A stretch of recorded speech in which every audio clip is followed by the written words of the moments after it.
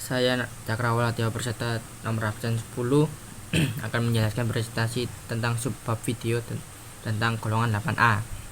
Assalamualaikum warahmatullahi wabarakatuh. Nama saya Novia Widasya Fitri, nomor absen 22 dari kelompok 4 akan menjelaskan identifikasi golongan 8A beserta cara membuat dan cara mendapatkannya. Nama saya Ervina Aprilia dari kelas 12 MIA 1 nomor absen 14. Di sini saya akan menjelaskan kelebihan pada golongan 8A meliputi reaksi, mineral, dan senyawa. Saya Safira akan menjelaskan tentang subbab dari materi ini. Yang pertama, ada sifat fisika dan sifat kimia. Di sini, saya Safira akan menjelaskan tentang subbab dari materi ini. Yang pertama, ada sifat fisika dan sifat kimia. Yang kedua, ada video tentang gas mulia. Yang ketiga, ada identifikasi unsur golongan 8A. Dan yang keempat, ada kelebihan senyawa, mineral, dan reaksi. Nah, ini dia ada sifat fisika, tabel dari sifat-sifat fisika. Selanjutnya yaitu ada sifat fisika dibagi menjadi dua. Yang pertama ada kecenderungan bertambah dari He ke Rn. Yang pertama ada jari-jari atom. Yang kedua ada titik leleh. Yang ketiga ada titik didih. Dan yang keempat ada massa jenis. Dan yang kedua dari sifat fisika yaitu kecenderungan berkurang dari He ke Rn. Yang pertama ada energi ionisasi, yang kedua ada afinitas elektron, dan yang ketiga ada keelektronegatifan. Sifat-sifat fisika terdiri dari tidak berwarna, tidak berbau, tidak berasa, dan tidak dapat terbakar pada keadaan yang standar. Selanjutnya yaitu ada sifat kimia. Sifat kimia juga menjadi dua. Yang pertama, kereaktifan gas mulia. Nah, apa sih gas mulia itu? Gas mulia merupakan gas monoatomik atau atom yang berdiri sendiri. Maka dari itu, gas mulia sukar bereaksi atau inert. Penyebab gas mulia sukar bereaksi dikarenakan konfigurasi elektronnya yang stabil. Kestabilan gas mulia terlihat pada energi ionisasinya yang besar dan afinitas elektronnya yang kecil. Hal itu menunjukkan gas mulia sukar melepas elektron dan mempunyai kecenderungan yang kecil untuk menangkap elektron. Dan yang kedua dari sifat kimia yaitu hubungan kereaktifan gas mulia dengan jari-jari atomnya. Semakin besar nomor atom gas mulia, makin besar pula jari-jari atom gas mulia, maka kereaktifannya semakin besar sesuai dengan tabel di atas. Jika jari-jari atom bertambah, maka gaya tarik inti atom terhadap elektron akan terluar makin lemah sehingga elektron terluar itu mudah ditarik oleh zat lain yang lebih reaktif. Selanjutnya akan dijelaskan oleh teman saya, Cakrawala Dewa Persada.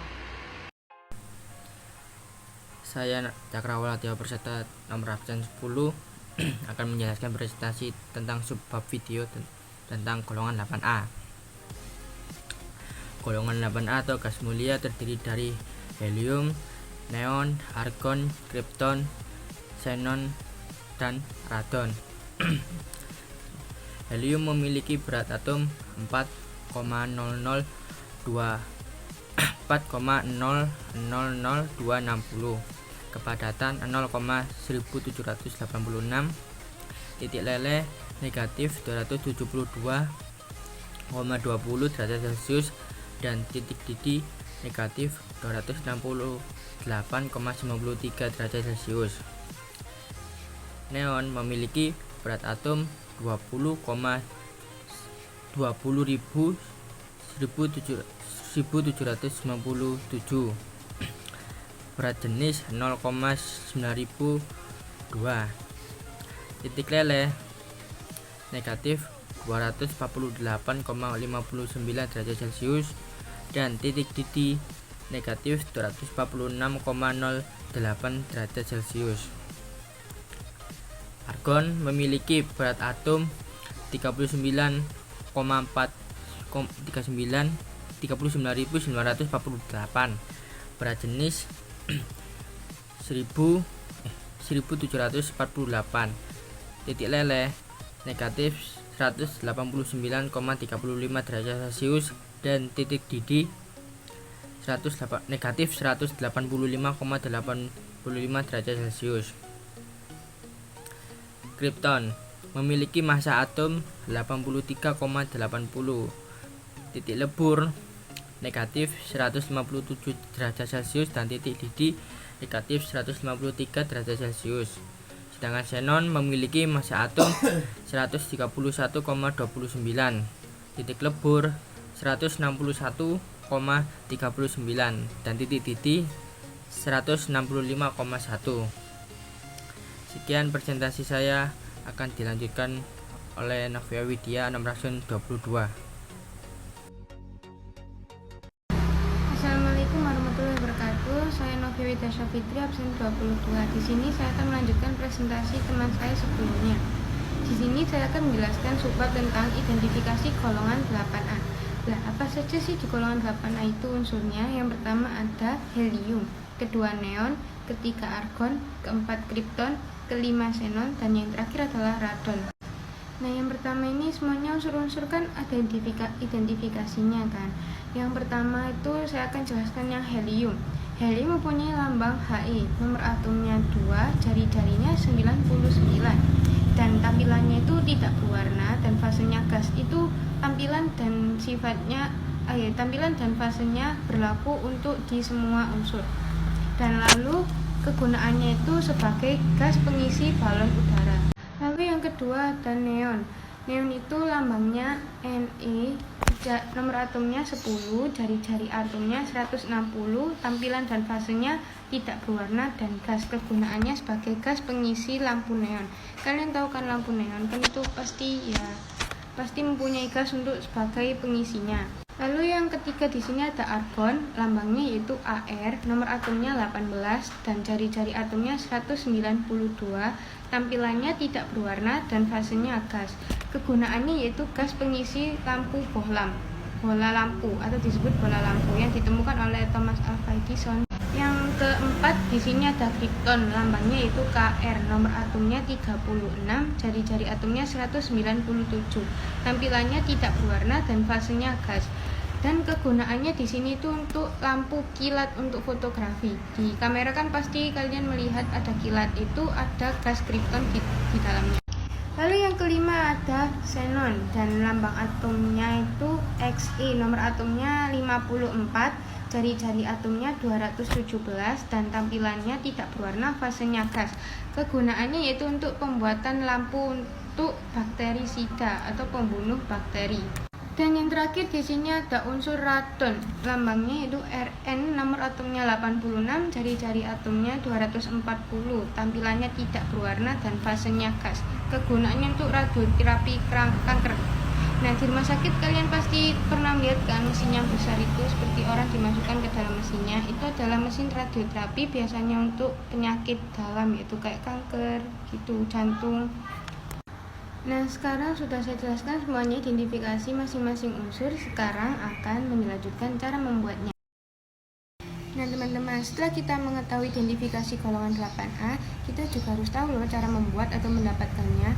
Di sini cara membuatnya ada dua, yaitu ekstraksi helium dari gas alam. Yang kedua, ekstraksi helium, neon, argon, kripton maupun xenon dari udara. Nah, di sini saya akan menjelaskan ekstraksi helium dari gas alam dulu. Untuk mengekstraksi gas helium dari gas alam itu harus melalui proses pengembunan atau disebut liquefaction. Yang pertama yaitu karbon dioksida dan uap air dipisahkan dahulu agar dapat menjadi padatan. Kemudian gas alam diembunkan pada suhu di bawah suhu pengembunan karbon dioksida dan uap air, lalu tetapi di atas suhu pengembunan helium. Dengan demikian dapat diperoleh campuran gas 50% helium, N2, dan pengotor lainnya. For your information, N2 itu adalah gas hidrogen. Nah, lalu apakah sampai situ saja? Tidak. Gas helium itu masih dimurnikan dengan dua proses antara lain. Satu proses kriogenik, dua proses adsorpsi. Nah, untuk proses kriogenik ini pertamanya diberi tekanan, lalu sisa campurannya dilewatkan melalui arang yang teraktivasi yang akan menyerap pengotor sehingga diperoleh helium yang sangat murni. Jelas berbeda sekali dengan proses yang kedua ini, proses adsorpsi. Mengapa? Karena proses adsorpsi ini tidak bisa menghasilkan hasil helium yang sangat murni karena hanya menghasilkan 99,997%. Bisa lebih murni tetapi tidak bisa sangat murni seperti proses kriagonik tadi. Lalu selanjutnya di proses yang kedua itu ekstraksi helium, neon, argon, kripton, dan xenon dari udara, yang pada tahap awalnya karbon dioksida dan uap air dipisahkan terlebih dahulu. Lalu kemudian udara diembunkan dengan pemberian tekanan 200 atm atau atm itu disebut atmosfer. Diikuti pendinginan cepat. Sebagian besar udara akan membentuk fase cair dengan kandungan gas yang lebih banyak, yakni 60% gas mulia argon, kripton, xenon, dan sisanya 30% dan 10%-nya gas hidrogen.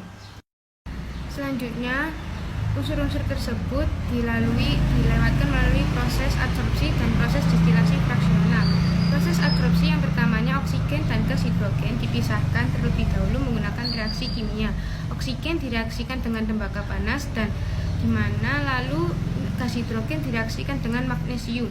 Sisa campurannya kemudian akan diabsorpsi oleh arang teraktivasi. Sewaktu arang dipanaskan perlahan pada kisaran suhu tertentu, setiap gas akan terabsorpsi atau keluar dari arang. Air diperoleh pada suhu sekitar min 80, sementara Kr dan xenon terlebih pada suhu yang tinggi. Baik, pada yang kedua proses distilasi fraksional. Distilasi fraksional ini dilewatkan melalui kolom bertekanan tinggi, yang dimana titik-titik gas hidrogen lebih rendah, maka gas hidrogen dahulu dipisahkan. Selanjutnya, argon dan oksigen dipisahkan, fraksi berkadar 10%. Air ini lalu dilewatkan melalui kolom distilasi yang terpisah, di mana diperoleh argon dengan kemurnian 98%, sedangkan dengan argon yang lainnya itu dengan kemurnian 99,995%. Dapat diperoleh dari proses yang lebih lanjut. Sisa gasnya yaitu xenon, kripton, dan dipisahkan pada distilasi selanjutnya. Kelebihan pada golongan 8A. Reaksi yang pertama, radon dapat bereaksi dengan fluorin. Yang kedua, xenon memerlukan pemanasan atau penyinaran untuk memulai reaksi. Yang ketiga, kripton hanya melakukan reaksi dengan fluorin jika disinari atau diberi loncatan muatan listrik. Yang keempat, helium, neon, argon lebih sukar bereaksi. Belum ditemukan senyawa dari ketiga unsur tersebut. Senyawa pertama yang berhasil disintesis dengan gas mulia adalah padatan kristal merah dengan formula kimia Xe positif PtF6. Berbagai senyawa gas mulia juga berhasil disintesis, di antaranya XeF2, XeF4, XeF6, XeO4, dan XeOF4. Mineral, suatu gas yang diisolasi dari peluruan mineral uranium yang mempunyai spektrum sama seperti di matahari yang disebut helium. Tidak ada penjelasan yang akurat tentang mineral pada gas mulia. Sekian dari saya. Wassalamualaikum warahmatullahi wabarakatuh. Sekian penjelasan presentasi dari kelompok 4 tentang identifikasi golongan 8A. Mohon maaf bila kami terdapat kesalahan kata-kata. Kami ucapkan terima kasih. Wassalamualaikum warahmatullahi wabarakatuh.